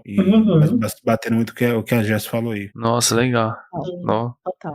Na verdade, né? Até, tipo assim, é quase um Power Rangers, né? Bem holandês, americano. Nossa, é verdade, mano. Muito legal. Nossa, teoria. Caramba, velho. Não. Alona, já que você acionou o Power Ranger americano aí, eu achei que ele foi muito estereotipado, mais do que os outros, sabe? O Quincy. Sim. E isso foi uma coisa que me incomodou. Já que a gente tava falando dos personagens que a gente mais gostou ou não, ele descreve sim os estrangeiros de uma forma um pouco mais caricata, e aí eu não sei se é porque ele conhecia poucos estrangeiros ou se é porque era a forma de contar isso na época, mas eu achei o Quincy muito estereotipado. Com arma, né? Tipo assim, ele pega a arma, ela atira no morcego, mano, cara. Tipo, o que você foi fazer, cara? Eu fui atirar nele. Pesquisando um pouco sobre para te ajudar a trazer contexto, a reclamação de todos os historiadores e os youtubers que eu vi é que a pesquisa do Bram Stoker foi meio porca no sentido de ambientação da Valáquia, eu falo Valáquia, Transilvânia, uns trajes na cabeça ainda. Ele fez a pesquisa só por documentos da época, ele não chegou a viajar até para fazer pesquisa de campo, esse tipo de coisa. Então eu vi que eles trocaram muito o nome das regiões até de cidades da Holanda o cara trocou, então parece tipo assim, como é lá fora, tudo que eu colocar aqui, a pessoa da Inglaterra não vai saber mesmo e tal, tipo assim, não sei se foi essa impressão, mas... Não foi o intuito de escrever pra fora, né? Foi o intuito de escrever pro povo dele. O nome, né? Foda-se do... E essa parte dessa, por exemplo, a gente falou um pouquinho dos ciganos aqui, né? Nenhum deles fala, se eu não me lembro. Não, tem uma pequena fala, assim, na hora que o cara... O Jonathan, ele pede ajuda pra um deles, né? Uma hora lá. E eles não entendem o que ele fala. Ele só ri, tipo assim, fala não sei alguma coisa. Os caras são meio capangas, né? Carregando carga, né? Que é o caixão. Então, tipo, tem toda essa parte mesmo. O livro traz um lado positivo de trazer, né, essa cultura pra gente, mas ele carrega muito esse estigma que até que não sei se o Brasil tem tanto, mas que correu a Europa toda com os Romani. Acho que esse livro contribuiu bastante também. Esse preconceito. Mas tem que ver até que ponto foi preguiça dele, ou até que ponto foi até acesso à informação mesmo, né? Porque final do século XIX, os Balcãs ainda eram uma confusão em si, nem eles em si tinham bem documentado as próprias histórias. Assim, a gente tem que... É isso também, né? Tem que olhar o livro como uma obra de sua época também, né? Então, é lógico que hoje a gente olha com esse olhar crítico, né? Também, por exemplo, não dá pra você... Deixa eu usar um exemplo aqui. Você olhar pra Lovecraft e falar que aquilo não é racismo. É racismo, sim, pau no cu do Lovecraft, né? Racista do caralho. Mas a questão é que a obra foi escrita naquele momento, né? Nossa. Não justifica, vai ser né? muito difícil. O que me mês que vem a gente fala, mas a tradução mudar o nome pra ficar mais abrandado me deixa bolado também, tá? O que mudou? O que mudou? Quando eu li, tá escrito mestiço. Também é um termo racista, mas com certeza ele usa a N-word quando ele tá falando lá fora, né? Eu acho, imagino. Eu tenho que procurar o original depois. Não, filho da puta. Mas muita coisa eles traduziram e você não encontra mais do original, né? Mas vale a pesquisa, sim. É porque eu não gosto quando acontece isso com a tradução, de abrandar certos termos, porque mascara, às vezes, até esses preconceitos que o autor tem, né? Ou que o personagem do livro seja daquela forma escrota e você vê o cara como uma coisa mais calma, mas não tão do jeito que deveria ser. Perde a identidade. Pelo bem ou pelo mal, perde a identidade. É isso, né? Tipo, o Drácula, né? Como qualquer obra clássica que a gente for ler, a gente deve olhar pra ela como um produto de sua época, né? Outro livro, assim, que tem essas questões e que a gente vê muito claro é o 1984, né? Não sei se vocês já leram. Que tem muito isso, né? De, tipo assim, é a visão daquela época específica, como seria uma extrapolação, sabe? Então, você... É uma distopia, né? Verdade, nesse caso é diferente, verdade. Mas, assim, você pensar... É interessante quando essas coisas acontecem, porque olha que legal. A obra, querendo ou não, ela tá forçando a gente a pensar, né? Olha os costumes da época, olha como é que era, sabe? É uma coisa Sim. que felizmente a gente já ultrapassou, né? Que bom que a gente não, que esse costume deixou de ser assim e hoje é normal que a gente trate de outra forma, sabe? Então isso é bacana também quando a gente tem esse olhar crítico também sobre a obra, né? Isso é muito legal. E o final, controversos? Não gostei. Tipo, Eu achei rápido. a parte final eu gostei. Foi, ao meu ver, né? Claro, o livro nunca vai ser perfeito, nunca vai agradar todo mundo. Mas a parte final eu gostei, mas o Drácula não fazer nada e só aceitar me deixou um pouco bravo. É um muito pouco rápido, climático, né? Claro que eles fizeram tudo de uma forma pra cauterar o Drácula, né? Porque senão o Drácula ia matar todo mundo. Mas podia ter tido uma lutinha, assim. O cara ainda toma uma facada, um tiro, não sei, dos malucos, assim, aleatórios, tá ligado? Podia ter o Drácula arrancar o braço de um, aí o cara dá o tiro. O cara tava em cima no alto da montanha como um Winchester. O Drácula podia machucar um antes dele dar um tiro no Drácula, sabe? Alguma coisa que assim. propaganda, hein? Eu esperava ser no castelo, cara. Eu esperava ser no castelo, parado. Acho que no castelo eles perderiam, porque o cara, né? Não sei. Ia ficar muito forte, velho. Contextualizar a galera. Tem ação de covil. O Drácula tá fugindo numa carroça desses Vistanes, né? Vistanes, olha eu. Caralho, o Felipe tá muito no estádio, mano. Os tradicionais da Valáquia, os povos tradicionais da Romênia, da Transilvânia. Você vê que a história é muito igual, né? Tá muito em Ravenloft, mano. E o Drácula tá querendo voltar pro castelo dele e a galera tá perseguindo com a ajuda da mina. A mina foi meio que quase sempre transformada em vampiro e ela tem uma ligação quase que telepática com o Drácula. Ela vai meio que rastreando ele. Vai o Van Helsing atrás com ela, de um lado, e os outros caras vão seguindo por outro caminho. Na verdade, eles servem como isca, né? Porque eles estão chegando, eles veem uma carruagem vindo na direção deles, então eles armam Arapuca e chega outro por trás. Uma cena bem esquisitona, né? Os caras surgem do nada, tipo assim, o mestre parecendo que o mestre jogando a galera, vocês estão na carruagem e tal. E eles meio que encontram no caminho e tem essa confusão. É porque, né, é uma faca de dois gumes, né? Ela consegue ver o Drácula, de certa forma, e ele também consegue sentir ela, né? Então ele meio que percebeu o que eles estavam fazendo. Aí, se eu não me engano, o Jonathan, eu não lembro os nomes, eu não vou lembrar os nomes agora, mas o Jonathan e mais um seguiram o rio lá. Os outros dois foram a cavalo para uma outra cidade e o Van Helsing e a mina ficaram sozinhos, entre aspas, atraindo o Drácula e seguindo um terceiro caminho em direção ao castelo, né? O barco era o Jonathan e o Arthur. Era o Jonathan e o Arthur? Não e tem um aí que dá um perdidão no Drácula? Ou viajei isso? Um cara que entra na floresta, o Drácula segue, aí ele dá um perdido, aí o Drácula fica preso? Não tem um negócio assim ou eu tô viajando? Não. E qual parte que você fala? No final? No finalzinho, que o Drácula tá seguindo eles, aí ele entra e aí do nada o Drácula fica perdido, aí eles... Cara, tô viajando então. Eu acho que não tem isso. O Drácula nem tem muito tempo de tem viagem, uma cena na do verdade. Jonathan, sim, mas... Tô viajando, deve ser outro livro que eu li. Eu achei bem legal Isso é bem no meio do livro. Eles veem o Drácula, o Jonathan vê e fica maluco e tal, só que depois ele meio que some, assim, desaparece. Sei lá na Inglaterra ainda. Sim. É verdade. Eu acho que alguém usou alguma coisa com hóstia próximo dele e ele fugiu.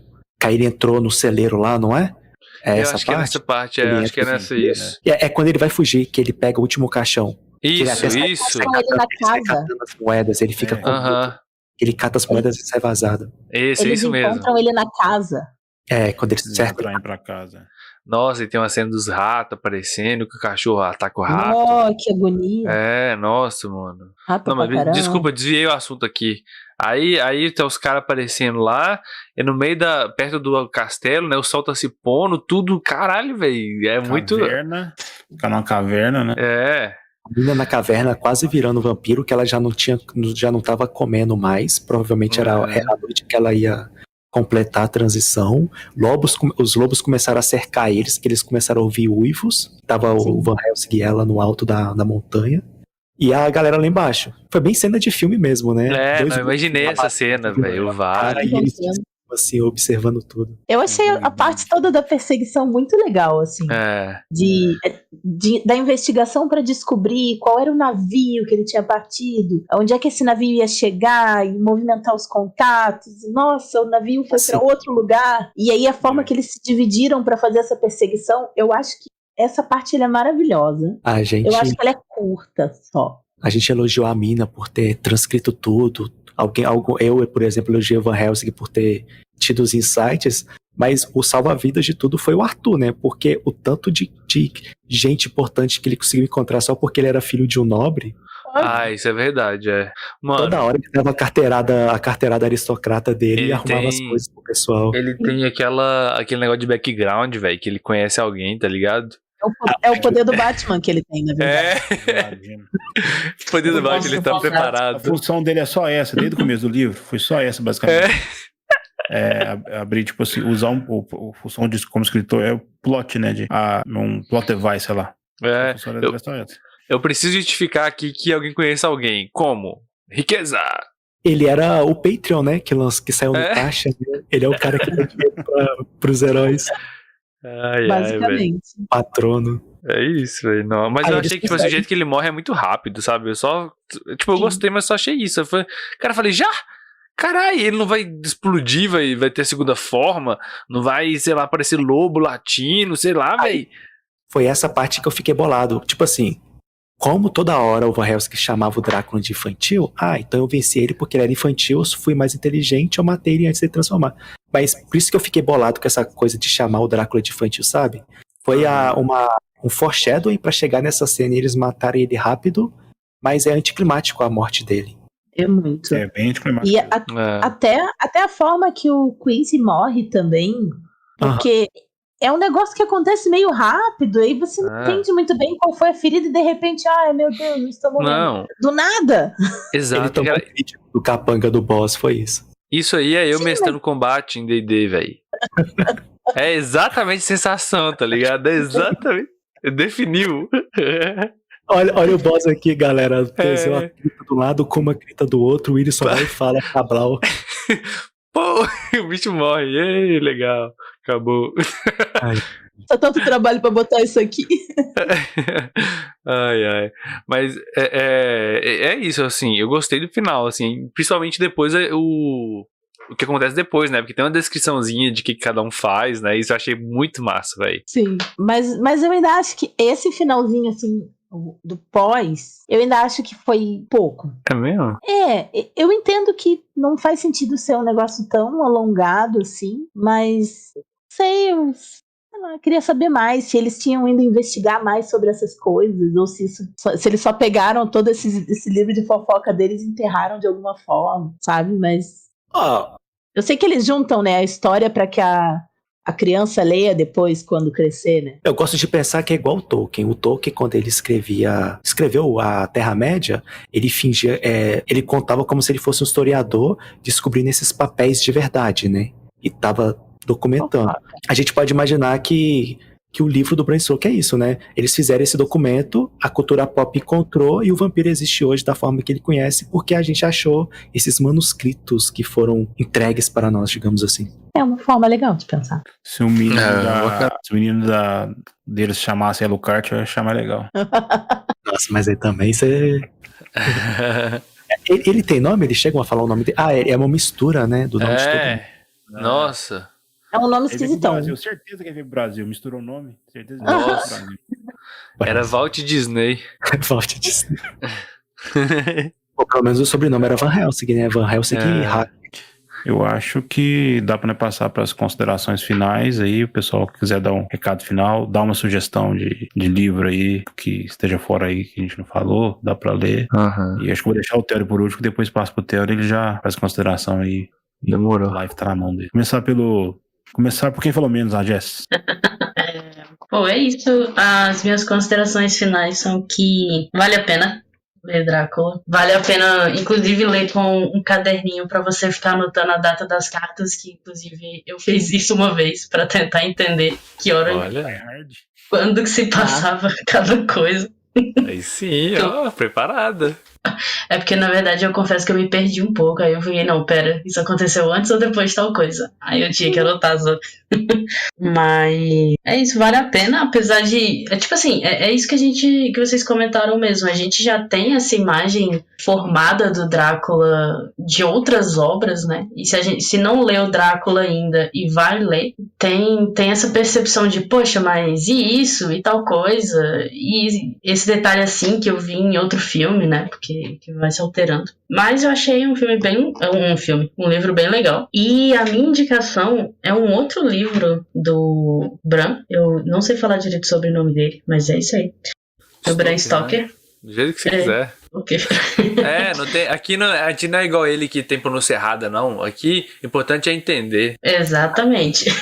É Brasil. Que é o livro do Contos Estranhos, que inclusive tem esse conto que eu falei sobre o convidado do Drácula. É o primeiro conto. O hóspede de Drácula, aliás. É legal. São 7 contos, eu acho. 7 ou 8 contos. E o livro foi organizado pela esposa dele, do Bram. Depois que ele faleceu, ela organizou esses contos. Eles lançaram, né? Esse livro dele. Eu concordo com a Jessie. O livro vale muito a pena ler. Ele me surpreendeu de várias formas. É uma leitura fácil. Não é um livro muito grande. É difícil a gente desassociar de tudo que a gente já conhece de cultura pop relacionado à figura do Drácula, mas é muito legal ver sob essa perspectiva diferente, assim, a perspectiva do que seria o original. Mas eu gostei bastante do livro, indico para todo mundo. A minha indicação de livro não surpreende ninguém, é um livro da Agatha Christie.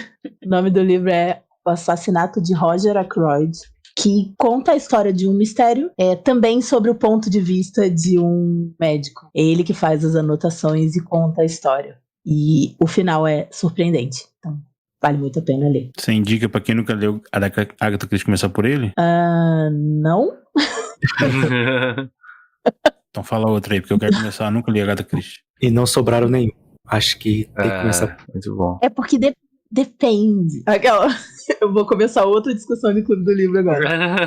Depende. Se você quer conhecer os principais personagens dela, tem outras histórias. O Poirot? Mas, e a Miss Marple, e tem o casal Tommy e a Tuppence. Percebo. Depois você me passa, então. Vou passar. Mas e não sobrou nenhum. É muito Pra bom. conhecer a autora, assim, os Pra personagens. conhecer a autora, pra ver a genialidade da mulher. Beleza. Bom, galera, eu gostei do livro. Como eu disse, é a segunda vez que eu leio ele. Quando eu li ele, eu era muito jovem, então eu tinha uma ideia muito diferente na cabeça, mas é um livro interessante. São poucos livros que a gente vê contado assim, né, por forma de cartas, reportagens de jornais e tudo mais. Tem personagens interessantes, alguns não tão bem trabalhados como outros, mas talvez até essa seja a ideia, né? São diários, mas são diários de uma parte bem específica da vida da pessoa, né? Então não tem como esperar muita coisa sobre. Mas eu recomendo, é o livro que deu origem, não é o primeiro livro, não é a primeira publicação que fala sobre o termo vampiro, mas talvez seja o livro que mais popularizou isso. Eu gosto de ver o Drácula como talvez a gente vê o Darth Vader na trilogia clássica. Você sabe que ele é poderoso, mas você não sabe muita coisa sobre ele. Então, te dá espaço para imaginar e para as outras pessoas criarem em cima, que é o que fizeram com Drácula no decorrer desses quase 150 anos. Cara, perfeita analogia, Teseu. As minhas indicações, eu tô com duas. Eu tô com uma nessa pegada vampiresca, que é Entrevista com o Vampiro.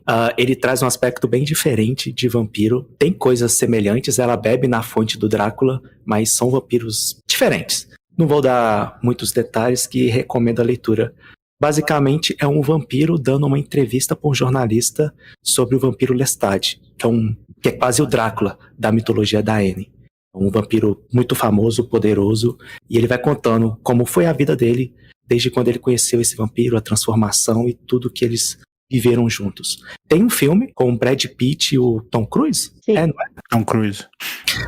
Eu gosto do filme, mas tem quem gosta de filme, tem quem gosta de livro.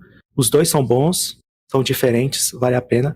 E eu também trouxe uma recomendação de livro brasileiro, falando do São Jorge, o livro do Eduardo Spohr. É um escritor brasileiro conhecido. A gente já... Não, vamos ler o livro dele, né? Um livro chama Santo Guerreiro, Roma Invicta. É o primeiro livro de uma trilogia. Ele traz um contexto histórico de quem foi esse centurião até ele virar esse santo católico. O Eduardo Spohr, ele é famoso pela tritalogia angélica, e ele viajou lá para a região de Israel e tudo mais, e de Constantinopla, para pesquisar sobre. Ele tirou fotos, ele teve um trabalho jornalístico, ele é formado em jornalismo, né? Então ele teve esse trabalho de pesquisar, fazer a pesquisa histórica mesmo em loco e por literatura e tudo mais. Então vale a pena acompanhar. É oportunidade para um autor brasileiro e o trabalho dele é exímio. Maravilhoso. Eu endosso aí a indicação do Teseu. Muita gente fala que o Leonel é o Bernard Cornwell brasileiro, e eu acho muito mais o Eduardo Spohr. Mas eu acho Concordo. O Leonel mais com outro autor que eu não vou falar, que eu já falei vários nomes deles. O Theo vai me quicar daqui. As minhas impressões antes de passar pro Theory. Eu gostei bastante do livro, né? Eu sou um leitor que leio constantemente, mas não leio muito rápido. Eu não tenho essa habilidade de ler rápido. E eu li o livro em 3 dias. Não consegui parar de sair do livro. Eu varei uma madrugada aqui. Todo dia eu tava igual um zumbi retardado aqui, mas eu não consegui largar o livro. Essa narrativa me pegou bastante, então achei legal. Eu não gostei muito dos personagens, tirando a mina, né? Achei bem flatzinho, mas entendendo o objetivo de cada um. E apesar do enredo não ter muitas reviravoltas, eu acho que também não precisa ser muito mirabuloso para ser um livro bom. Então, é um livro que eu recomendo, sim. Sei lá, eu gosto da nota, né? Por causa do Scooby, dou 3.8 ali pra ele, em 5 estrelas. E a minha recomendação, tô pisando em ovos aqui, porque vai começar uma nova série da HBO. Opa! Que é a nossa famosa... Como Tolkien tem o seu Silmarillion, o nosso amigo Martin, que é um copiador nato, também criou o dele, né? Que é basicamente o Silmarillion de Game of Thrones. E o livro que eu vou indicar essa série que vai começar é baseada nesse livro, que é Fogo e Sangue, que conta toda a linhagem dos Targaryen ali, a chegada deles em Ésteros. E é um livro que conta como se fosse contos, como se a gente tivesse, entre muitas aspas, aqui no livro de The Witcher, né? Que são vários contos. Então, você acompanha um pedaço da história de algum personagem, depois passa para outro. Então, não sei como que eles vão fazer na série, mas é um livro bem interessante. Se você gosta de política, se você gosta de Guerra das Rosas, período histórico, tem muita referência lá. E eu vou ler. Tô pensando em fazer um esqueminha com live aí, pra tentar ler ele na live. Esse estilo de conjunto ali e tal. Massa. Então, se a galera quiser acompanhar e ler junto comigo, e fica de olho no canal aí, que eu tô voltando a fazer live dia de semana, terça, quarta e ou quinta. Dependendo do dia que tiver o RPG do Theory, eu vou mudando aí. Galera, eu reforço essa indicação do Felipe. Se vocês querem ver dragões gigantes e poderosos e Targaryens com habilidades diferenciadas, só vai. Imunidade ao fogo é só o início. E o Viserion não chega nem perto dos dragões que tem nesse livro. Eita, Viserion. Ah, não. É Viserion, não é? Viserion. Demorou? É Viserion. Isso. É Viserion mesmo. Tô enchendo o saco. E é isso. E tu, Theory? Vamos lá. Primeiramente, eu queria agradecer, né, o comparecimento de vocês aqui no nosso Clube do Livro. Agradecer pela disponibilidade em ler, né, fazer essa leitura em conjunto, em fazer anotações pra gente discutir aqui, né, e por também doar o seu tempo aqui pra gente conversar e aprender uns com os outros. É sempre maravilhoso ler, mas ler em conjunto e aprender em conjunto é cada vez melhor. Muito bom fazer isso com vocês todo mês aqui. Sempre é engrandecedor, o livro fica muito melhor e a gente aprende muito mais, né? Obrigado aí pela experiência. Obrigado a todos que nos acompanharam no chat ao vivo, na gravação. E que você que está ouvindo no futuro, né? Uma mensagem para o futuro aqui e que nos ouve. Obrigado a você por ter devotado esse tempo também e nos ouvir aqui. E se você ouviu até aqui, é porque você já sabe o que você tem que fazer, né? Seguir nas redes sociais. Eu não vou ficar repetindo, não, porque já tá enchendo o saco vou ficar fazendo isso toda vez. Mas é isso aí. E minha indicação é um livro que eu li logo após, que eu tava muito afim de ler, que é Eu Sou a Lenda, né? Do Richard Matheson. Tem vários filmes sobre esse livro. Ele é um livro da década de 50, ali, se não me engano, tá? E teve, se não me engano, 3 adaptações para filmes, a mais recente sendo o do Will Smith. E ele é um livro, né, que apesar do filme do Will Smith falar sobre zumbis, ele é um livro que fala sobre vampirismo também, sob a luz de uma ciência, né? Como que a ciência veria essa questão do vampirismo, né? Tanto da questão biológica, né, de vírus, bactérias, até também da questão psicológica, né? Por que o alho funciona? Por que a cruz funciona para afastar os vampiros? Como que a ciência abordaria isso, né? Esse livro tenta trazer essa abordagem, e ele é um livro que vários escritores de horror hoje em dia usam como referência, né? Já falaram, como por exemplo, um cara que escreve bastante aí, que é o próprio Stephen King falou que foi uma referência pro jeito que ele escreve horror, né? Que é o Richard Matheson, com os contos dele de horror e com esse livro aí que vem tudo nesse livrão que é Eu Sou a Lenda. E o final, assim, é igual o livro da Agatha Christie, sabe? O final, assim, você fala, meu Deus, caramba, que parada massa. Não né? leiam resumos, galera, leiam um livro, porque o final dele é tipo o Sexto Sentido. Se você souber o final, não tem graça. É muito legal, velho. Muito uma experiência de vida incrível. Muito, muito bom mesmo, cara.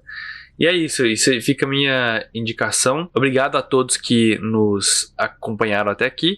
E no mês que vem, nós leremos aqui 4 contos de horror HP Lovecraft, né? Sendo eles, deixa eu pegar aqui os contos, que são alguns contos, né, que estão em várias listas como sendo contos importantes ali para conhecer o autor. Então, como a gente não queria...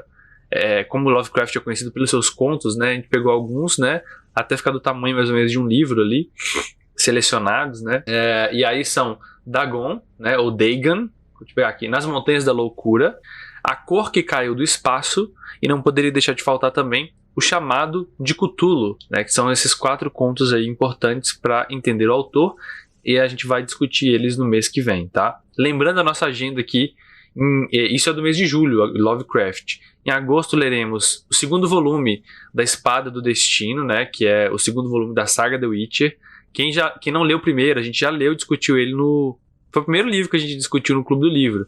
Então quem não tiver lido o primeiro... no ano passado ainda. Quem não tiver lido o primeiro volume, lê aí rapidinho, você consegue ler. Falta 2 meses ainda, então dá tempo. Pra gente discutir o segundo, tá? Mas ele é em formato de contos também, né? É lógico que você perde um pouco, mas dá pra entender lendo, né? Mas eu não recomendo, eu recomendo que você leia. Em setembro, mês 9, Os Pilares da Terra, do Ken Follett, tá bom? A gente vai ler o primeiro volume. Em outubro, nós vamos ter O Império Final, de Brandon Sanderson. Eu confesso que eu tô bem ansioso pra ler esse livro, cara. Esse livro. Eu tô bem ansioso pra ler, velho. Império Final. Felipe vendeu esse livro pra gente. Eu quero ver se vai... O Império Contra-Ataca. Em novembro teremos Sangue Dourado, de Namina Forna. Em dezembro, Moby Dick pra fechar o ano, que é um dos livros classificados como livros pra você ler antes de morrer, né? Aquele must have, né? Aquele livro que você tem que dar uma lida por algum motivo. É bom ler com calma, né, que vai mudar a sua experiência de vida ou não. É isso, galera. Vou fechar o podcast e a live por aqui. Obrigado. Tomem vacina, usem máscara. Datado. Quando quando escutarem esse podcast, saberão o ano que foi gravado. Né? Pô, lógico, tem que... Antivacina não pode... Bebam água, que os rins de vocês agradecem. Isso. Obrigada. E testem outros sistemas, galera. Abraço.